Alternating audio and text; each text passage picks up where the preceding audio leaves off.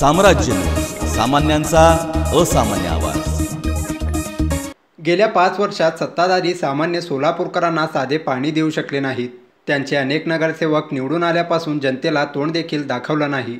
अशा लोकांना येणाऱ्या निवडणुकीत नक्की धडा शिकवा, अशा शब्दात काँग्रेस शहराध्यक्ष प्रकाश वाले यांनी सत्ताधाऱ्यांवर निशाणा साधला। जनजागरण अभियानांतर्गत काँग्रेसने वार्ड न्याय बैठकांचा धडाका लावला आहे। सत्ताधाऱ्यांविषयी असलेल्या नाराजीला तोंड फोडण्याचे काम याद्वारे करण्यात येत आहे। त्याचाच एक भाग म्हणून आज लोधी गल्ली प्रभाग क्रमांक 17 येथे ही बैठक घेण्यात आली। यावेळी वाले पुढे बोलताना म्हणाले,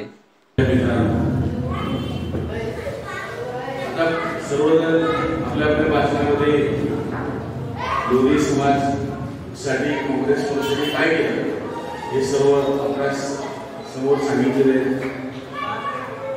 आपले आमदार तर आपल्या समाजासाठी वाहून घेतलेले काय जरी असेल तर लोधी समाज म्हणजे की पिढीचे धावून येतात हे तुम्हाला सगळ्याला माहीत आहे।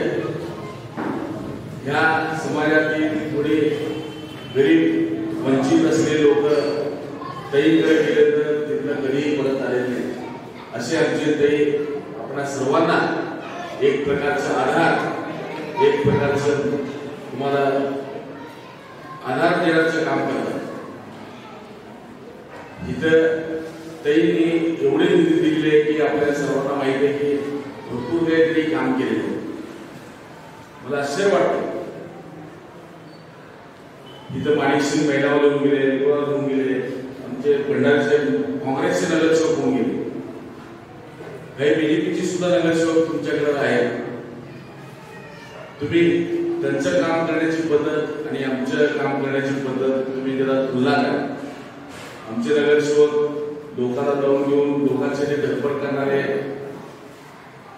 असे हे काम करणारे लोक। भारतीय जनता पार्टीचे नगरसेवक काय काम करतात मी सांगायची गरज नाही, तुम्हाला सगळ्यांना माहीत झालं। आज 5-5 दिवस तुमच्या इथं पाणी येत नाही, किती त्रास होतो, किती तुम्हाला सहन करावं लागतं हे तुम्हाला माहिती आहे। महानगरपालिकेचं कुठलं काम होतं का तुम्हीच सांगावं, मी जास्त काय सांगत नाही।